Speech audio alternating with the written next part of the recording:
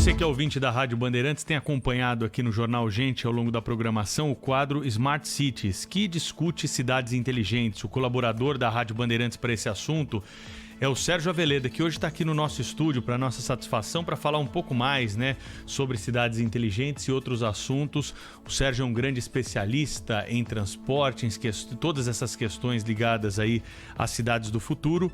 E hoje está aqui no estúdio da Rádio Bandeirantes, não só para falar sobre isso, mas sobre a experiência que tem na vida pública e outros assuntos. Tudo bem, Sérgio? Seja bem-vindo aqui ao programa. Tudo ótimo, Pedro. Bom dia, Sônia, bom dia, Thaís, e bom dia a todas e todos os ouvintes da Rádio Bandeirantes. Quero começar cumprimentando todos e todas os professores e professoras que nos escutam pelo seu dia, todos eles fundamentais, todas elas fundamentais da nossa formação.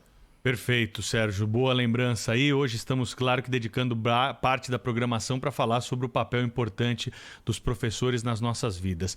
Outro dia, quando a gente discutia aqui a questão da lei de improbidade administrativa, você me mandou uma mensagem e me deu autorização até para contar o seu caso no ar aqui, o que foi muito importante para o nosso debate, porque cada um aqui tem uma visão desses fatos. A lei de improbidade administrativa ela foi alterada e muitos tentam taxar que essa alteração acabou dificultando o combate a crimes de corrupção e o zelo pelo patrimônio público foi deixado de lado, É uma visão que não é a visão que tem outros especialistas sobre o assunto, que dizem que é o seguinte: as alterações foram feitas para uma adaptação, para a preservação de alguns agentes públicos que acabavam respondendo na justiça por atos que foram praticados durante o período em que estiveram aí no cargo, principalmente de ordenador de despesas, que é o que mais na administração pública leva a essa questão.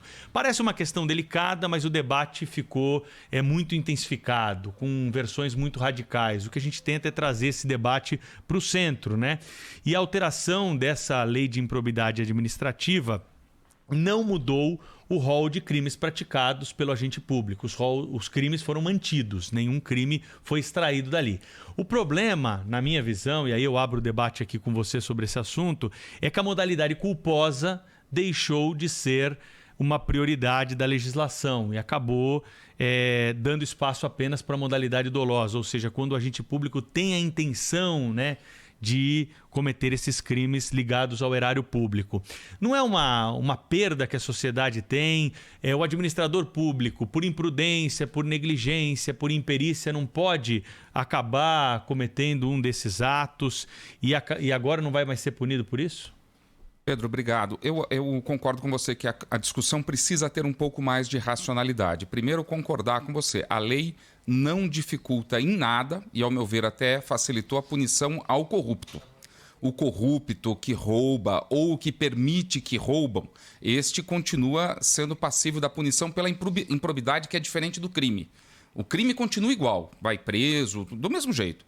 Agora, na punição civil, ela continua para o corrupto. A punição pela lei de improbidade ela é muito grave, Pedro. Ela tira você por 5 anos, por exemplo, do exercício de função pública, ela tira os seus direitos políticos, ou seja, ela diz para a sociedade que você é um pária, que você é um sujeito que não pode conviver politicamente na sociedade, ela te obriga a pagar multas e sanções pesadíssimas, como deve ser para quem é corrupto. Mas esta punição grave estava atingindo ou ameaçando atingir administradores que tinham as suas decisões contestadas não porque roubaram, mas porque não se concordava com elas. Eu fico imaginando um gerente de banco que toma uma decisão que no final se revela equivocada, mas ele não tinha intenção de prejudicar o banco. Imagina se ele fosse punido com a demissão por justa causa, com a proibição de trabalhar por 5 anos e com pagar uma indenização muito alta. O que esse gerente de banco faria no minuto seguinte? Pararia de tomar decisão. E o que a gente estava assistindo na administração pública é algo que ganhou o apelido de apagão da caneta. Eu nunca vi ninguém ser punido por improbidade porque não tomou decisão. A não tomar decisão protegia o administrador. E ao tomar decisão, ele tomava um risco pessoal muito grande. Então a gente cobra todo dia inovação, modernidade na administração pública. Como que a gente vai pedir inovação para um secretário que tem medo de fazer coisas novas porque ele pode ficar com o CPF dele preso por vários anos, os vizinhos olharem para ele como ladrão? Eu não acho nem que não deva ser punido no caso de culpa, mas não é caso de improbidade. Você pode, por exemplo, ter um processo de uma advertência, um processo de uma recomendação que não expõe esse administrador como ladrão, porque ladrão ele não é. E quando a gente coloca os não ladrões do lado dos ladrões, a gente está protegendo os ladrões, porque aí eles ficam escondidos no meio de tudo Mas isso. aí que eu entro, Sérgio. O erro não está em fazer o administrador ter que assinar. Quantos papéis assina um administrador aí por dia? Quando eu era secretário municipal, não tinha nem conta de tantos expedientes que a gente assina por dia. São assinaturas e mais assinaturas para que a máquina pública possa andar e que você não trave as ações da secretaria. O erro não está aí em ter que fazer o secretário ser responsável por toda essa liberação, compartilhar essa responsabilidade? Né, Pedro? É a tal da burocracia. Olha, Pedro, a gente até pode, eu acho que seria moderno administrativamente delegar mais, você ter mais competências distribuídas. Agora, de qualquer maneira, se você tiver medo de decidir, você não está roubando, você está decidindo achando que você está fazendo o melhor. Houve o parecer jurídico, houve a área técnica. Se isto cair sobre você como um risco de você ser tratado como um desonesto, como um corrupto, você não vai tomar decisão. É o que estava acontecendo. Eu acho que a virtude da mudança da lei é que ela deixa os corruptos, os que roubam, com a punição severa. E os que tentam fazer o melhor. Mas, às vezes, alguém questiona, um cidadão, um promotor, tem o direito de questionar, ninguém discute isso. Mas não coloque ele na mesma pecha dos corruptos. Eu acho que é isso que mudou e é saudável. Aveleda, então, eu queria aproveitar e inverter a nossa discussão aqui, perguntar para você que já esteve no setor público e hoje está no setor privado, sabendo ali de todas as dificuldades que o setor público coloca, principalmente para quem vem da iniciativa privada e chega com um planejamento, uma meta, um sonho, e aí descobre que a realidade não é bem assim. O que falta para a gente conseguir hoje atrair melhores cabeças mais pensantes para o setor público? Porque o que joga contra a gente sabe, inclusive salário. Muitas vezes na iniciativa privada, o profissional de ponta ganha 10, 20, 30 vezes mais do que vai ganhar se for, por exemplo, um secretário estadual ou municipal. O que está faltando? A questão salarial ela é importante, Thaís, mas não acho que é o momento da gente falar disso. A gente está numa crise brutal, tem uma legião de pessoas passando fome. Não é hora, eu acho, de falar de remunerar mais alto o alto escalão da administração pública. A gente poderia pensar, por exemplo, em remuneração vinculada a resultados. Então, eu sou nomeado secretário e tenho um plano de metas da prefeitura a cumprir. Se eu alcançar as metas, eu poderia receber uma bonificação se eu proporcionar, de fato, uma melhoria na qualidade de vida das pessoas. Mas o maior medo, e eu convivo com muita gente que foi da administração pública, com gente do setor privado que me diz: eu jamais aceitaria um cargo público, e é uma pena, porque a gente perde inteligências brilhantes que poderiam fazer muito.